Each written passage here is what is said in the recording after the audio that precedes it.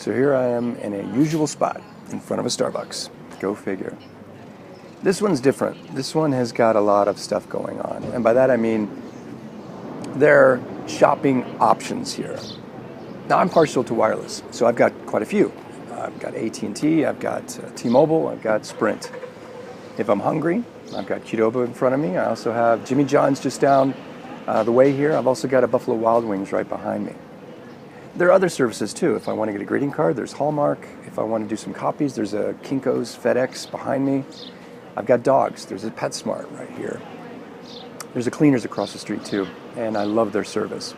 And that's the thing, right? Service. The culture experience that we have as customers. We have options when we shop, and each one of those options has an experience. It has a list of expectations that business says, do this every time with every customer. And the hinge is the team member, it's the employee. They're the ones that have to deliver this expectation. So how do they get this information? How do they get what they need in order to deliver that expectation? Well, there's a number of things that every organization should do. They should give the behavior. Let's be fair. You've got to let someone know what they're supposed to do. You need to share best practices. You need to have them practice, do role plays, do simulations, provide them with feedback and ideas, challenge them, challenge the skill, challenge the activity, challenge what happens in each one of those circumstances, and to recognize the effort, to reward in some cases, and in other cases to correct. Now, if that's our plan of action, if that's how employees skill up, the question then becomes, how do we maintain this? How do we ensure that the expectations are met every single day with every single customer? How do we get there? Well, let me ask you this. How many of you have ever been told to do something but never told how or why?